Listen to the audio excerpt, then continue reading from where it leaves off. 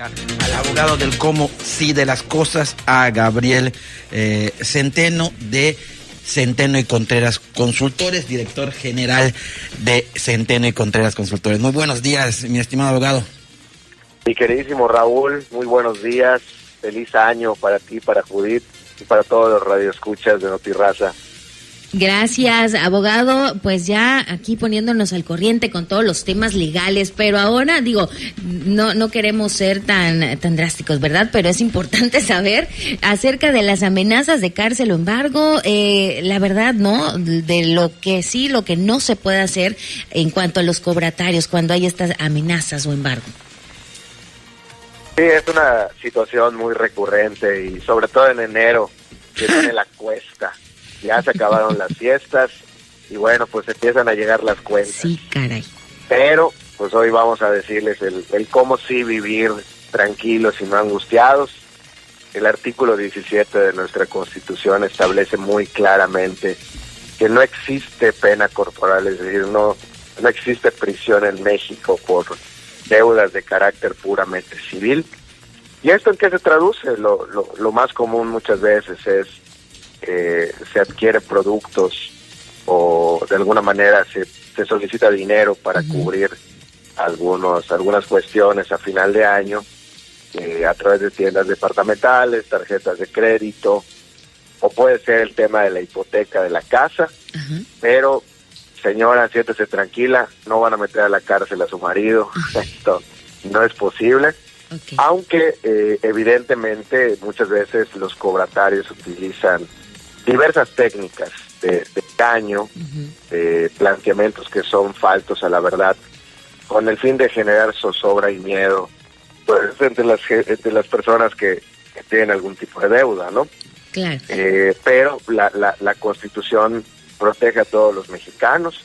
Existen procedimientos mercantiles, civiles, para poder hacer efectiva una deuda, eso también es correcto, pero lo que es muy importante establecer para que todos los radioescuchas estén tranquilos, nadie se va a la cárcel por deudas de carácter puramente civil. Esto le iba a preguntar porque luego nos llega ya me quemé que debo. Entonces, nos llega mensaje a la prima de una amiga.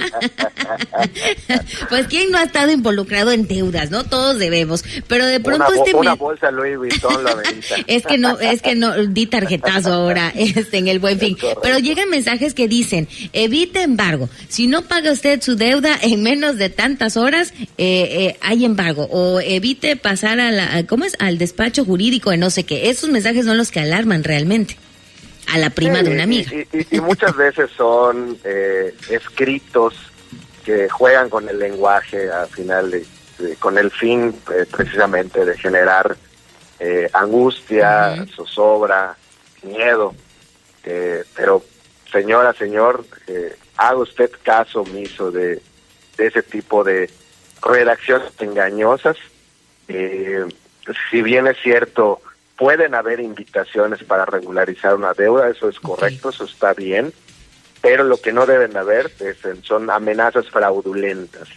En este caso, pues finalmente se le puede revirar el tema a aquella persona que pretenda cometer un fraude respecto a una persona que adquiere una deuda. Lo cierto es que cuando se pretende embargar un predio, cuando se pretende hacer efectiva una deuda, pues existen los juzgados mercantiles, los juzgados civiles, existen procedimientos judiciales que son llevados por autoridades cuyas notificaciones se realizan por actuarios debidamente identificados. Esos son procedimientos llevados de la manera adecuada.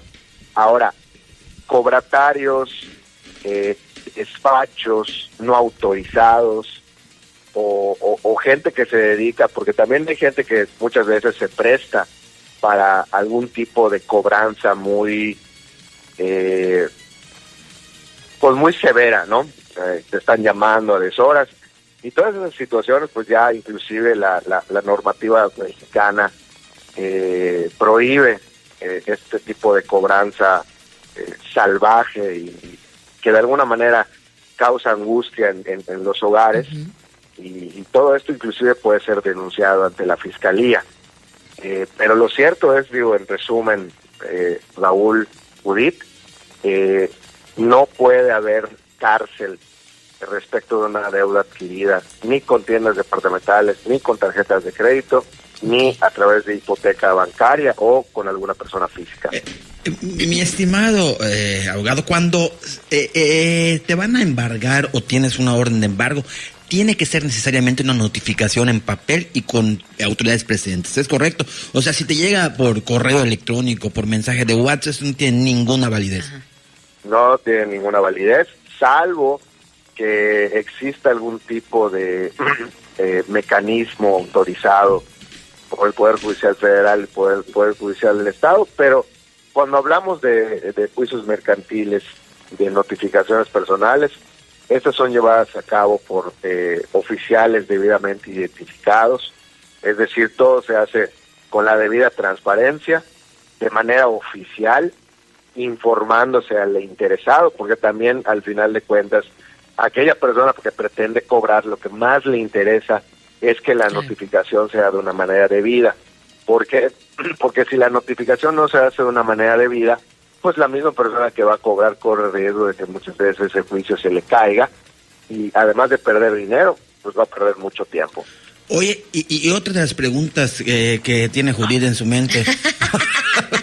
No, es la prima de una amiga. Sí, el primo de una amiga. Ya ni quiero hablar más de quemando aquí que debo. Es por ejemplo, si una persona adquiere una deuda, no sé, de 10,000 pesos y de repente ya pagó de intereses 30,000 pesos y deja de pagar, ¿se puede dar por solventada la deuda o tienes que pagar su totalidad?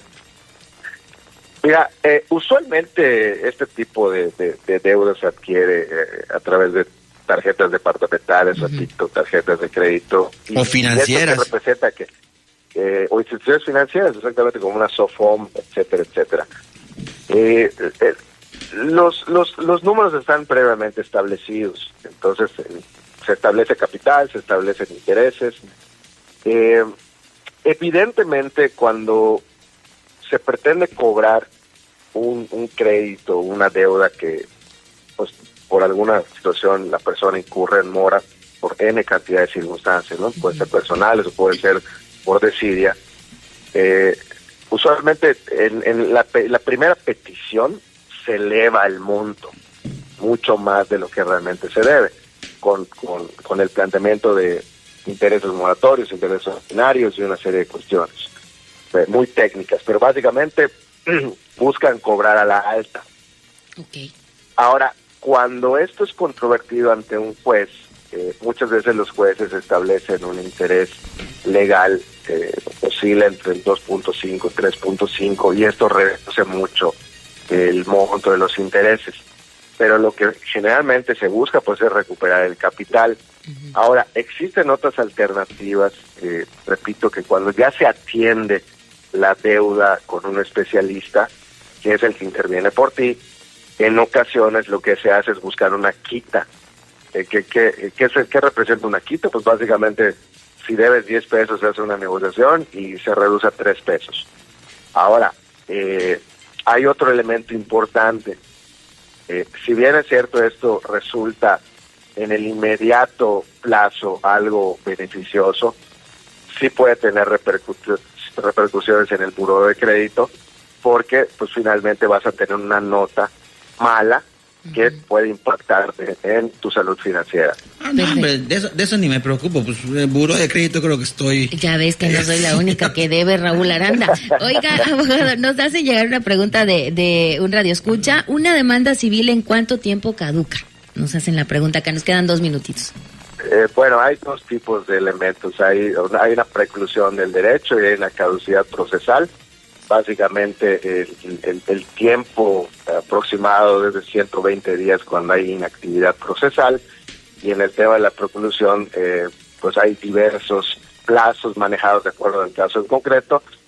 Algunas circunstancias prescriben a los 5, otros prescriben a los 10, depende de la ejecución de la sentencia, es decir, es bastante casuístico. Sin embargo, ahí sí hay que analizar cada caso concreto, porque la ley establece parámetros generales, la particularidad de cada una de las deudas debe de ser analizada, porque repito, hay muchas situaciones de hecho que a veces plantean una circunstancia que pues genera mucha zozobra en las personas, pero ya cuando lo analizas muy puntualmente con un especialista, resulta ser más sencillo de lo que parece. Pero yo creo que después de esa plática, abogado, pues la gente no va a decir, me dijo el abogado Gabriel Centeno que no tengo que pagar mis deudas. No, si presta que pague, porque tal vez no lo metan en la cárcel, pero ahí se le atraviesa un loco que le... Hay que atender las circunstancias, claro. Sí, hay que leerlo, hay que analizarlo, hay que revisar muy bien los números. Lo que es importante establecer es lo que decían ustedes, ¿no? Muchas veces entender qué es lo que realmente se debe, qué es lo que realmente cuál es el procedimiento adecuado, porque también hasta pagar tiene su chiste. Muchas veces tú le entregas el dinero a un despacho cobratario, sí, y probablemente no estás cubriendo la deuda y esa circunstancia la desconoce el banco. Muchas veces se ha dado este tipo de situaciones, lo cual evidentemente es un fraude, pero también es una circunstancia bastante recurrible. Perfecto, pues ahí está entonces, o sea, no es que no tengamos que pagar, únicamente es luego estos mensajes que atemorizan o que bueno, es una evidente amenaza de la cual pues sería algo ilegal, ¿no? El tema del embargo, en algunas circunstancias. Esos son cobranzas indebidas. Así es. Lo importante es que la ciudadanía entienda precisamente el tema de la entrevista, ¿no? No hay prisión por deudas de carácter civil. Eso no quiere decir que no hay que pagar. Claro que hay que pagar, pero hay que hacerlo de la manera adecuada y desde luego buscando el cómo sí atenderlo de la mejor manera y que nos permita vivir en paz. Perfecto. Bueno, pues como siempre le agradecemos, abogado, por, despejar todas estas dudas, sobre todo las mías. Así es, porque luego te llega un mensaje que dice, aviso urgente, pague con 110,000 pesos, liquidas deuda de 10,000. Sí, exactamente, pues, tampoco se vale. Pues le mandamos un fuerte abrazo, abogado, deseando que tenga un excelente año, seguramente ya con muchos casos ahí en puerta. Y esperemos tener más, para eso estamos a la orden en Centeno y Contreras Consultores. También nos pueden enviar un correo a contacto.electo@gmail.com y estaremos a la orden para resolver estas dudas. Perfecto, pues excelente día, muchas gracias.